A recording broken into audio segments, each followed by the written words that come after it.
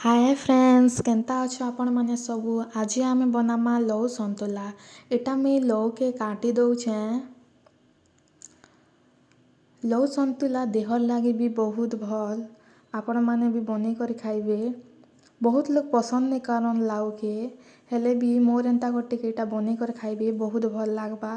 इने किछि मसला भी नहीं पड़े कि किछि भी नहीं। देख यहाँ मुझे लौ के काटी देली आउ धोईदेली धोइबार वीडियो बनाबाटा मुझे पासरी देली टिके।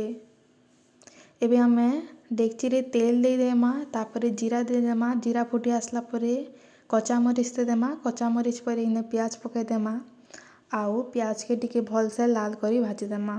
मोर वीडियो भल लागले मोर चैनल के टिके सब्सक्राइब कर देबे। मोर चैनल रो ना होचे घर का स्वाद by Binny. Like share comment भी टिके कर देबे। तापरे एबे आमे इने लाउ के दे देमा आउ भल से टिके मिक्स कर देमा।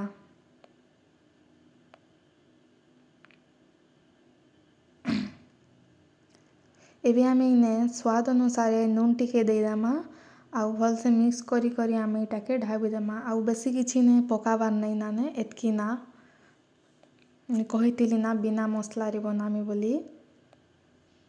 बहुत हेल्दी भी इटा।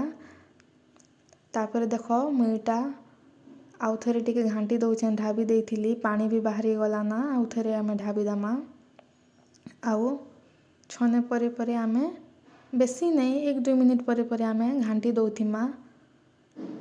देखो सीजी गला ना पूरा।